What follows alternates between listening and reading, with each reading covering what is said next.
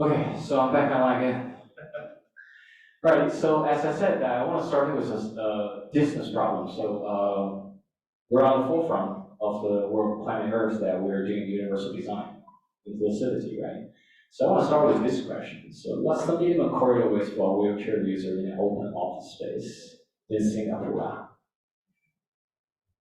Anyone online can give us the answer, or anyone here can give us the correct answer? So somebody said 1.2. Somebody said 1.2 again. So here's the Google result. Okay, by MSF, right? Okay, but the question at first was the minimum width. Okay. Sorry, the answer is wrong. So actually in Singapore, the minimum distance was being defined by Code of Accessibility, right? That's our baseline. I mean, bottom line. So in general, that it states in this particular clause 4136 that is 900 for wheelchair user, minimum, right? But imagine how we search, how we try to find our code compliance during design, if let's say I'm the designer. First of all, I'll download this and I'll try to search like minimum width or something as a keyword, right? But God knows how many minimum width there are inside the same book, right? You need to understand the context, you need to be very familiar with the code itself. So let's look at another way. Nowadays, as a lot of you guys, I believe you are using ChatGPT anyway, so you definitely, with the ChatGPT 4, you can definitely upload the whole thing to ChatGPT and just type in the same question. And then you just search the knowledge, and once the search is done, you'll get the same thing, right? But sometimes there's a blind spot when you're using the ChatGPT because as human beings, we cannot 100% trust the AI, whatever has been generated. We need to verify, right? But this is good enough already, considerable, right? But the bad thing is about in each of the chat, there are limits in how many files that you can actually upload. So by default, for instance, the BCS codes, green mark, reset, well, delete, everything, you need a separate chat. And it's quite difficult to manage that in a certain sense. So there's another new product, which is called GPS. You can kind of have certain instructions and kind of like straighten up your structure of the answers or particular points you want to do. So if you ask the same question in the GPTs, it probably give you something extra at the end, which is a little bit different, but it aids your needs. For instance, right here, the answer will give you specifically in clause 4, 1, 2, 3, okay, which is just only seeing that in the book. So when you search and just to kind of double confirm with manual eyes, how you search, you will just key in the clause number because that's more direct and easy for you to reference. Okay. So this session is more like a very grounded thing. So I want you guys to have an idea, like now we insert this code of accessibility inside. What if this thing has become a request for proposal, RFP? Normally, I'm an active designer, so I normally get offices. RFP is pretty long. It contains like workplace strategy, interview results. It contains like the drawings, the requirements, the let's say regional codes or something, right? Let's say we are working in a project in Australia or in North America, it's totally different things. I just want to give you guys an example because not everyone here is Chinese and able to read Chinese. So I practice something called this Moser RFP assistant, and we're continuously improving it as a GPS. What we do is by default, we simply uploaded this whole Chinese thing, an RFP from one of our clients seeking for architecture design in Chengdu. So it directly generates the basic information that I want. For instance, who's the client? How big is the space? How many people is going to be hosted, right? And also like general design requirements. What kind of high frequency words has been appearing throughout this whole RFP? Means that the client wants to illustrate to us, the tenderer, this is something that I want to prioritize. So I can understand. It also has sustainability and wellness requirements, like this one is for China, which is 3-star green breeding. And sometimes it will be really well. And also there will be bin requirements. What kind of bin, which software you have to be specified, who you will be working with, and also it even gives you the like actually economies in as well, because that's all on web based on geolocation. So this will simplify us and give us a new starting point about how we read RFP when any job starts. Because back then, a project director, like team, right? We're the core dudes is reading all the RFPs because we need to get hold of everything so that we can notify relevant experts, companies to do the right thing, right? And at least we need to have an overview, so we know, let's say this job is targeted for BCA Green Dot Health Award, but it's Go Plus instead of Continent. The investment of the project, the budget, and also the way to design it to comply with it is totally different. So when you have that kind of like overview, we can inform the relative experts and to discuss to make sure everyone is on the same page. But that normally costs an hour or a few hours, especially over time in most of the design firms for all the layers. Once you've done that, second day you are arranging quickly trying to spinning out everything, like they say. But for now, it's like you have a GPTs to read these documents for you and to summarize in a way that you prefer and you want. So this is the first thing I want to show you guys. And just so we change the code of accessibility to the RFPs, and what if it's become a workplace strategy review, like a survey or asking how much time based on your work pattern you spend in the meeting room, how much time you spend in open collaboration areas, right? It's just something like that. And in the old days, I would love to show one of these photos. So this is one of the live project in Shanghai that previously lived down. It's a gaming company. So our project director, strategy director, is sitting down with the client to usually talking to them, like trying to make it very naturally happen. But we're actually investigating. So we ask a lot of like common questions while chit-chat to obtain the information, effectively information. But what if this thing can be digitally distributed just like this? So you don't need to meet them, but primarily, normally they will be worrying about is this thing anonymous? Talk to the machine, right? And I'm so busy. I don't have time like sitting with you here for 2-3 hours. Can I continue this conversation later when I'm on my handphone, my iPad, or somewhere else, right? So it gives all the flexibility. And there's one more thing. I'm not showing it right here, but for GPTs, it has this action field where you can use Power Automate from Microsoft or Zapier, which is very popular, that can directly gathering all this summary as data and to put them into a central database. And many of you guys definitely know, database is like a gigantic spreadsheet, right? With all the data, numbers, and everything. And also, there are so many automations in the cloud computing side, Microsoft, Amazon, whoever, Google. You can immediately have the workplace strategy dashboard. So that you will definitely have a glance as the data comes in, like how many people prefer to have how many meeting room, how big is the meeting room, how many packs that passes meeting room or 12 people meeting room is more preferred.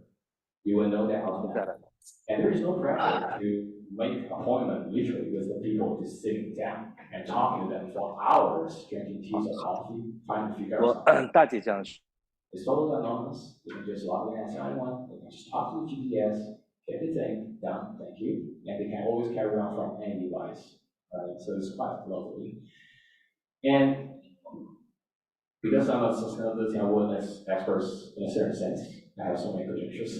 So every project in ESG aspect, lead, well, be safe, whatever it is, will always be required to do the POE, post-occupancy evaluation. It's a standardized survey.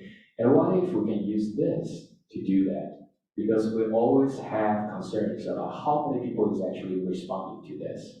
Right? And in USGBC's lead multiple rating system, there even is providing physical write-ups for physical strategies, how you can effectively distributing these kind of surveys to do transportation, land and transportations, or for this kind of post-occupancy evaluations. So if you're using this kind of a newer format, it will be not so stiff, like giving you a long survey that you need to fill out in one shot. It gives you a more humanity feeling that you're talking to someone because it's literally talking like a human, right? Based on the experience talking to an LLM. And I mean, I probably bluffed it quite nice. I hope so. So there are so many databases can be logged into this GPS, but however, there is a limit, which is 20 documents. And 20 documents, every time we try to do a search, it will take a long, long time every single time when you're trying to ask something. Because for OpenAI side, they don't support things like pre-learn. That you upload the stuff, the GPT model will just directly learn the stuff and index the information before you're using it, right? So we have a little bit of friends. Some external friends help us to do this. So what we have created is you can have endless number of files, and you can have one fine-tuned GPT for, fine-tune to specifically answer in a format with details and also the specified chapter and clause numbers in every single answer. We tune that behavior. And what you can do is, just imagine this, the whole Singapore's building codes, acts, regulations, third-party standards, SS standards, whatever it is, you just slot them in. And for your project, based on the LLM, you can have an automatic choice of pools, different groups, we call them knowledge groups, to be selected. And then the GPT will learn it. I mean, this customized group for your project, tailor-made. And it can be connected to your Teams or Discord, even WeChat, like WhatsApp, or even a web browser. So this is one of the things that we submit to the VM program. Okay, and we're not really hoping it to be commercialized, but we want to build it as an infrastructure to serve more people in the VE sector. And I just want to showcase a little bit just to tell you guys there is a possibility that you can further scale up this GPT capability or the LLM's capability. Go back to the topic. You guys must be still remembering the 900 millimeters, right? So we're typing into the same question, and this Moser West GPT has been loaded on 100 documents in one shot, trying to index everything. And as you can see, you will get the exact same answer for 213, so that you can easily like referencing the stuff.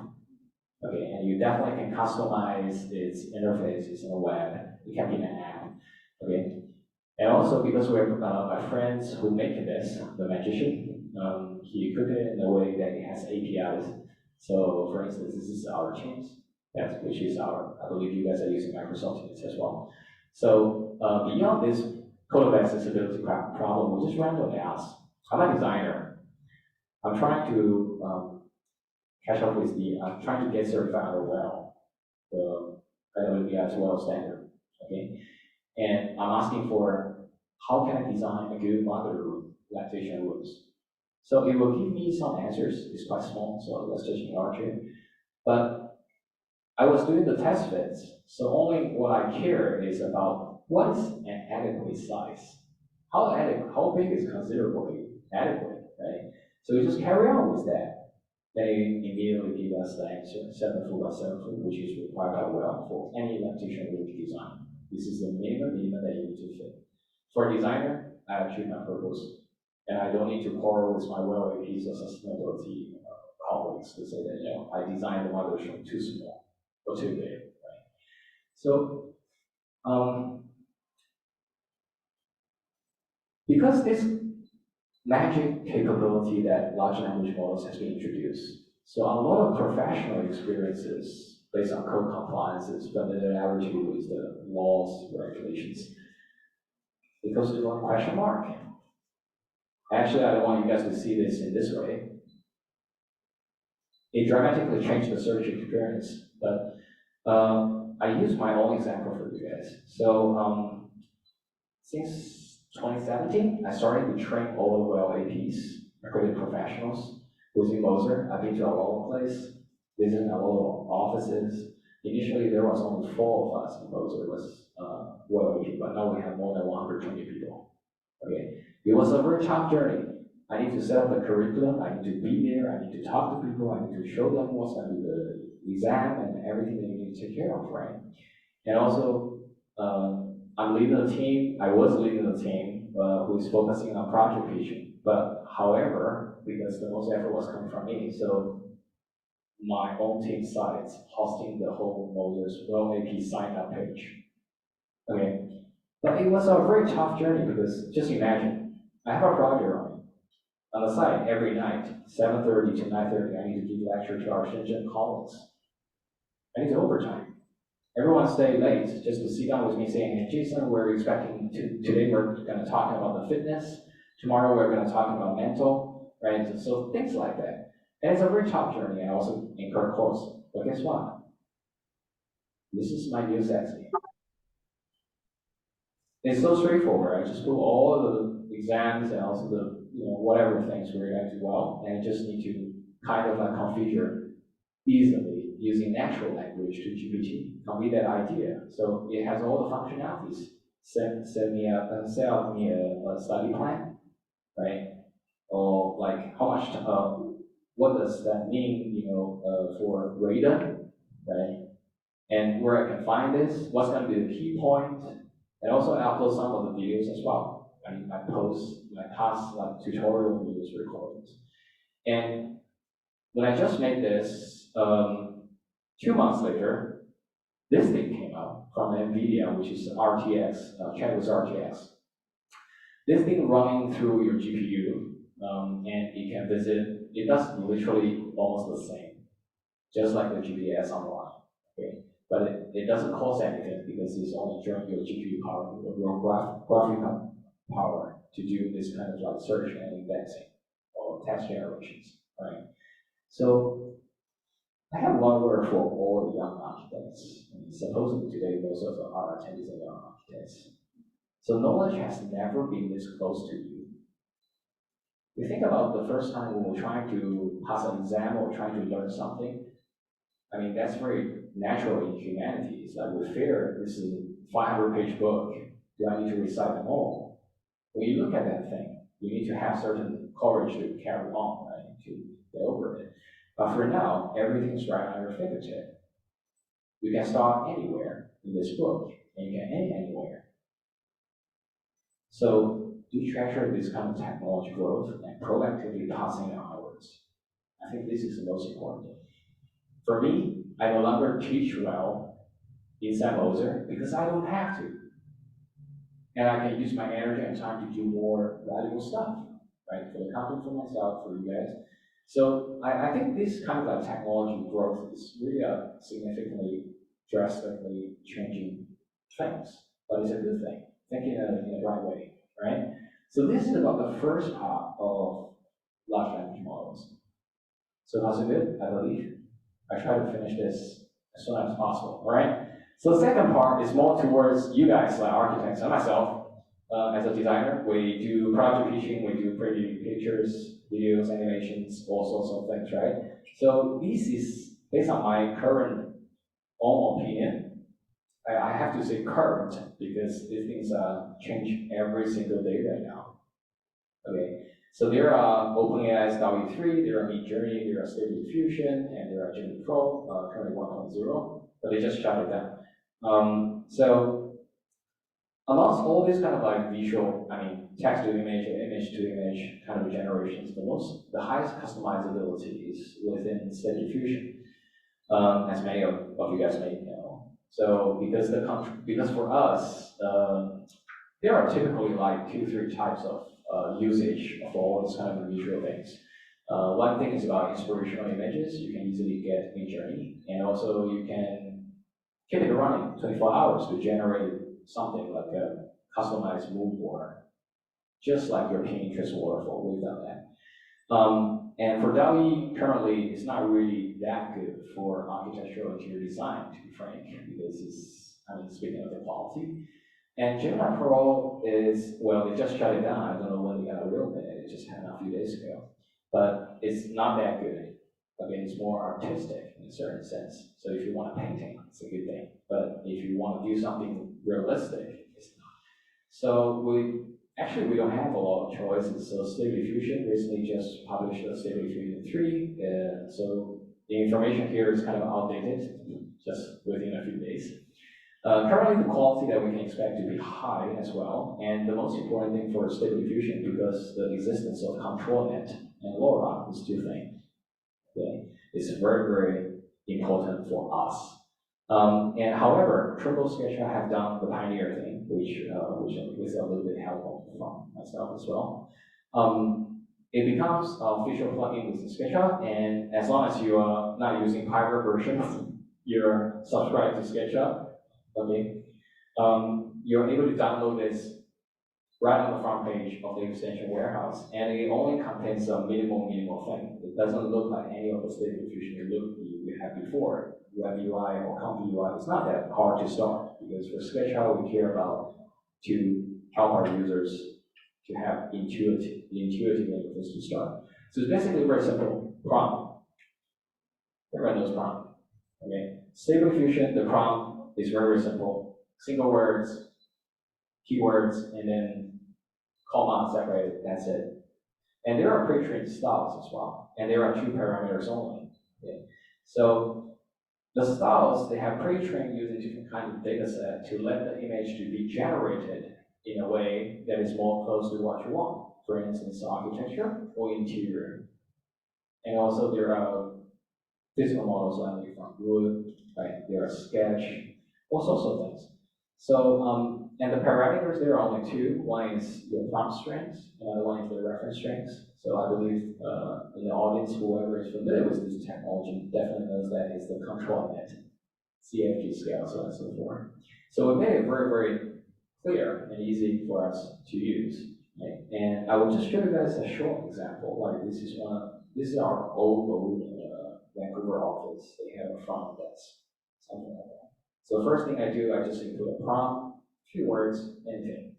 Okay, and I just select the interior realistic style. So I'm dealing with interior. And settings, normally I don't tweak it, but you can tweak it, you can try it, and then you just hit the generate. That's it.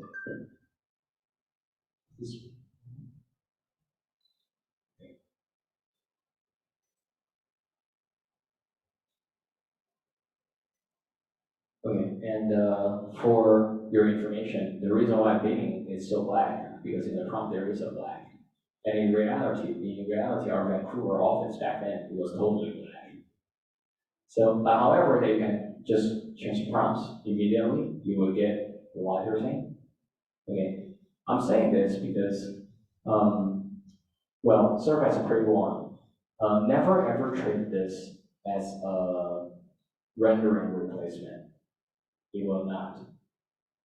It will not, I can tell you right now. But one important thing is that this is a relatively, well, super relatively lower cost option for anyone on planet Earth doing this trade to easily explore your potential designs.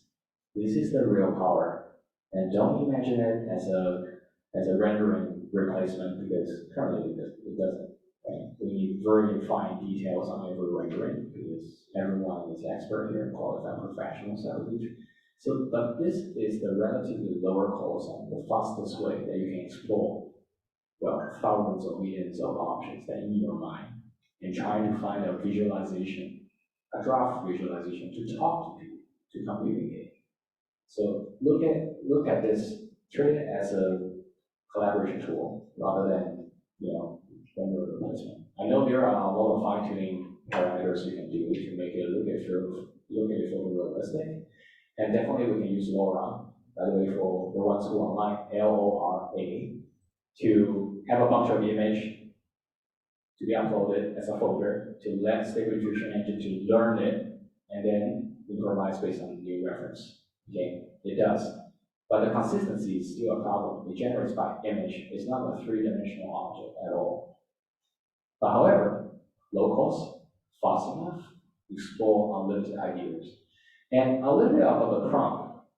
So these are things I think it's pretty straightforward: type, style, texture, details, color palettes, architects, lighting. Well, lighting is, I could tell you that lighting and the mood is very, very important. You will get drastically different results if you're really taking care of that. Remember what I'm saying? Lighting, mood, these two will change, will elevate the effect, so that sometimes these images generated can be used for clients in case if you are doing the detailing out in the prompts, right?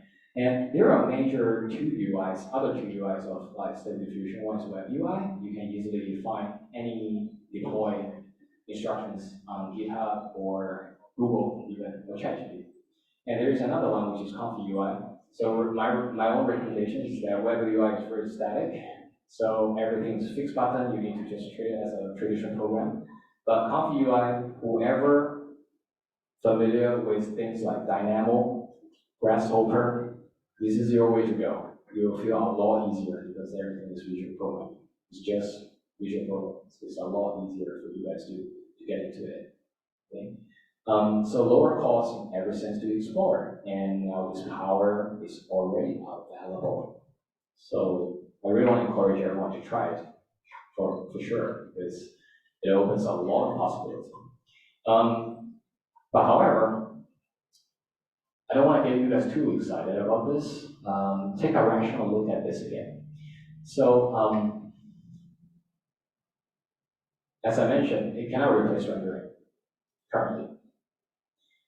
And this is one of the things that we have been working with SketchUp that they have done, which is the image search.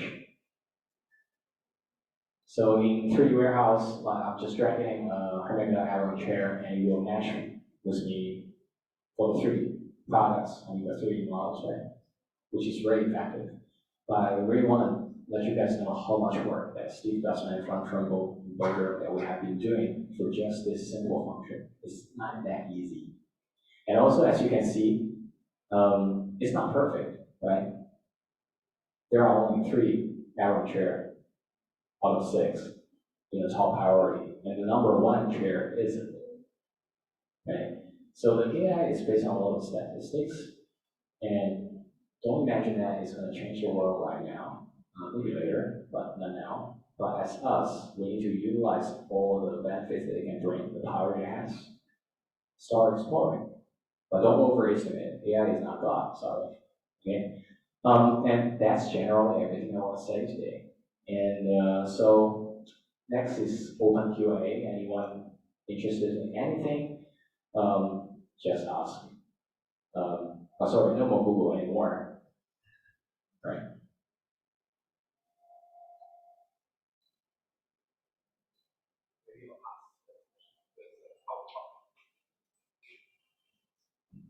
Okay, maybe I ask first. Thanks, Jason, for the very interesting insight. For your GPT models, how long do you actually train it for? And how do you determine that the amount of resources that you fit in is just the right amount? Or do you think there is some blind sides to it? Absolutely, there are blind sides. The GPT 3.5, just now you see that GPT assistant for hosting all the codes and compliances. It's based on GPT 3.5 Turbo 32K. And it took us about like 4 days to run through the thing. But the most important thing that we built is a script that to let the GPT to automate the learning process. And for AI trainings, there are typically manual labeling data. So it means that we human beings explain to GPT what is this, right? And however, we found out another way, which is let the GPT train, let's say half-train GPT or half-train any of these kind of AIs to improvise based on what they learned. So it's called synthetic data, and that will help a lot to accelerate the training process. But I think for architects or designers who are not really supposed to be this technical, I personally feel that the current GPT has the configuring, starting with a bare GPT to structure it in a specific way for how we use this, right? That's enough. And that's technically saying it's a manual fine tuning. So that will take you a lot of time. Like just now I give you guys the example about RV reader. It took me half an hour to do it. But you need the expertise, the experience in understanding what you want. It's exactly like product development. You need to understand what you want, then you break it up, just like last time when we were trying to program something. You have all the modules and functionalities, right? Functions, let's say caller, listeners, things like that. You need to listen out and tell the GPT, but you're not writing in Python. There is no if, then, else, and, but using natural language. In case you need this kind of scenario or triggered by these keywords, you should be acting like. So this is more human, I could say it's more human ways of communicating. So you don't need to learn programming to be a programmer, or to have any program. But we just using natural language. That would be more enough for that, for us. Anyone?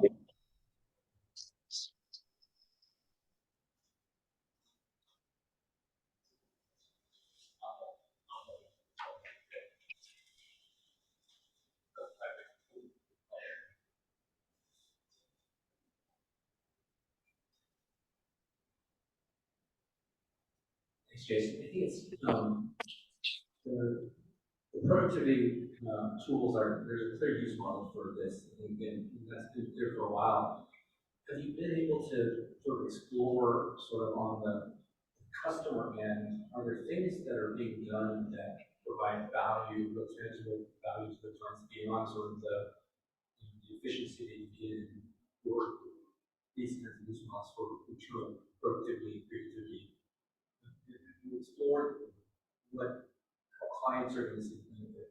Are they able to sort of see, for instance, you talked about the replacement for strategy sessions, in-person strategy sessions with the tool. I think that the clients actually like those events that are in-person, but I think they want to see, have you explored anything like being able to use cameras and voice recorders to take real-time sort of sentiment analysis that starts to learn how people interact, how to say things? Oh, this is great, Tim. But not yet. Not with the Moser yet. But I think this is giving you sparkles. We're gonna look into that. We're actually for the design strategist, this GBS that graduated with Intelligent, one of the directors here in Singapore. So we're kind of like doing it synthetically. So it's a synergy.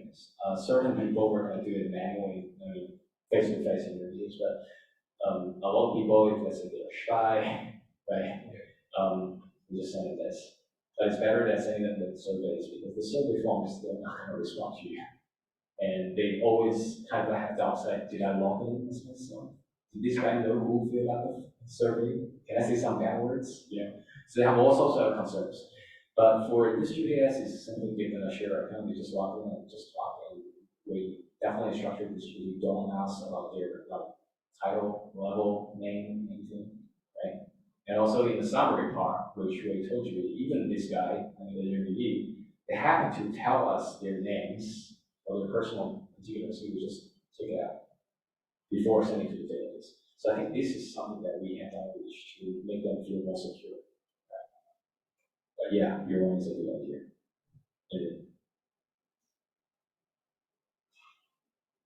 There's a question online by Wei I think, are you facing issues with retrieval of information from tables and with your custom GPT, and also from images? I think he wants you to share your technical tricks secrets. Yeah, thanks. It's a pretty good question actually. Okay, so current all the large language models, they are facing difficulties in certain spreadsheet. If let's say the spreadsheet is like, let's say the actual climate data, weather data table, you will always face that difficulties. But there are workarounds as well, I can tell you right now. So you can use ChatGPT to write a Python script and to fill in that table, custom-made table, and convert them all into JSON file. And then from there, the GPT will start to understand the stuff. This is, well, a technical trick. And on the second one, which is from image. Okay, so this we have to talk about another project, right? We submitted to the PM. We're facing a lot of troubles when reading about objects. I think what you're really asking for is, let's say I just take a photo of a layout plan, then I understand this is a chair, this is a table, this is a wall, this is a door, right? Or this is a ceiling tile, this is a light, right? Or this is a light switch. Just wait, the good thing is going to happen. So we're participating in the VM, and somebody's going to solve this for all of us right here. Okay, yeah. Any more questions online? Or is everyone starting to leave? I think that would be today. Thanks, everyone. There's one more question. If I heard correctly, you mentioned that generated images should not replace the self-produced renderings. If so, how do you currently use AI image generation in your workflow? Maybe for personal use to get inspiration, or has it been used in real time during client discussions?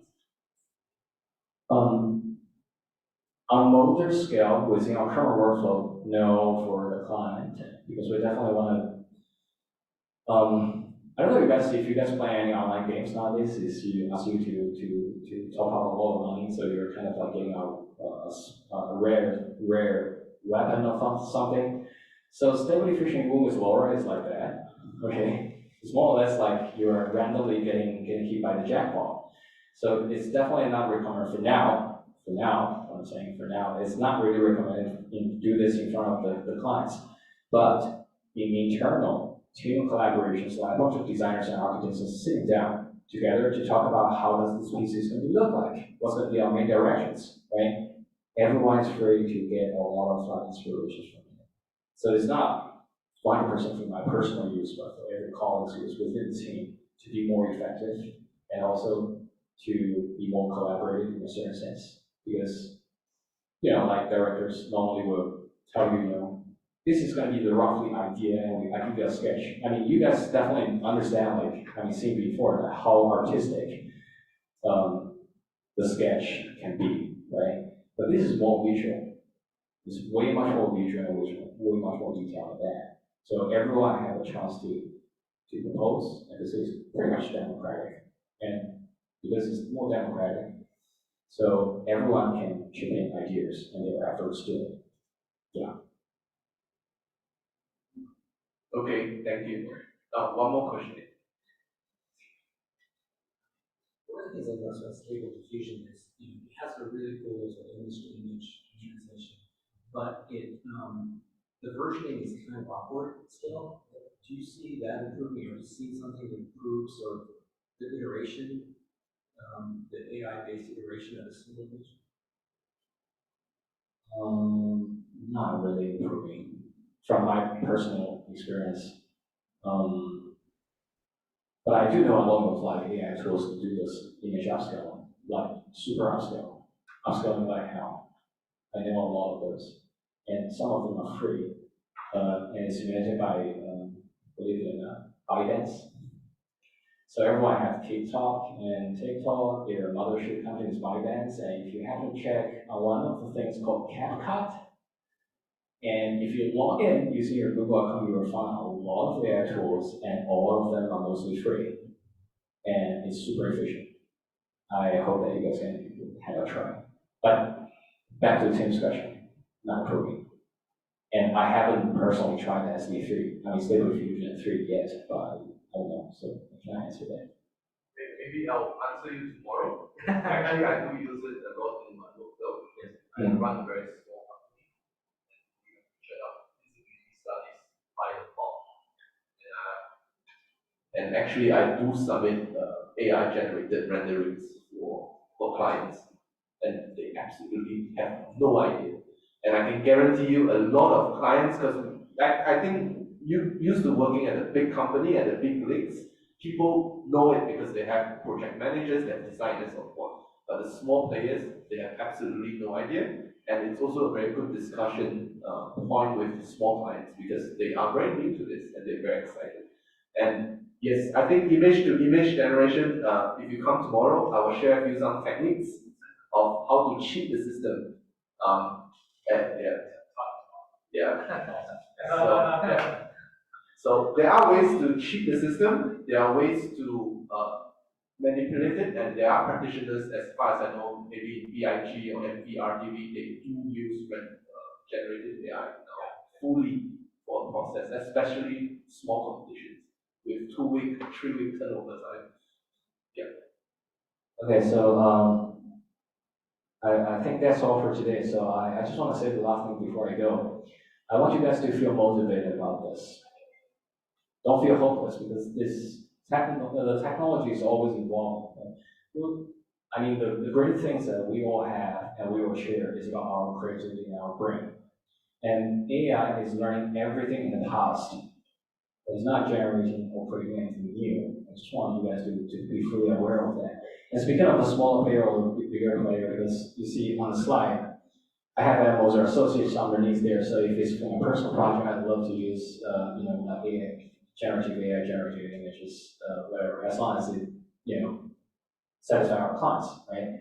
But because as a quite well-known company, I didn't get any permission to do that, and I wouldn't recommend for our clients. I mean, serious clients. I mean, because they are big corporations too, right? So, yeah, that's all for today, and love to share with all of you. Cheers. Yeah. Thank you. Thank you. Actually, you already do use a lot of generative AI on your websites. If you zoom in closely, you realize like some tires and AI. Or like the bicycle has 4 wheels. Yeah, the person that walking in is still hot. Yeah, no, but it's good because low cost. And people can sue them because it's like, oh, it's AI generated, there's no copyright. Yeah, no, Yeah, we have a lot of high-tech clients and we just can't really. We gotta do that. Like, let's say you're just imagine us serving like Google. yeah, You try that. no. You're gonna. I mean, definitely can tell. They don't mind it in concepts Yeah. or brainstorming and workshops, like can't show them. Yeah, hopefully. Yeah, Hopefully. but yeah, good luck to your tomorrow's session. I will interesting. So everyone online, thank you. We have come to the end. We have one more session tomorrow.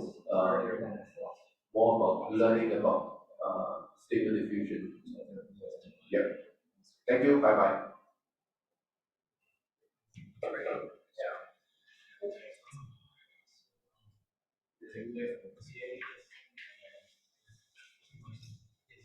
That's from Unix.